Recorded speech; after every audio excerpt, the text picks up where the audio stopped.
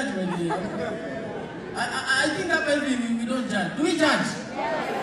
We don't judge, right?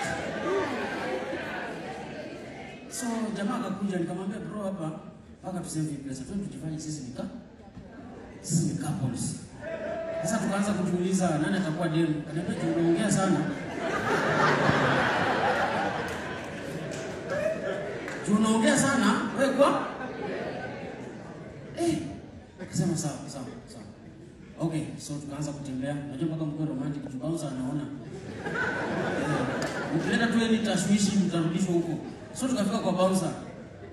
Kauliza, are you guys couples? Yes! Unajua mimi ndio mzo. I have to play the part.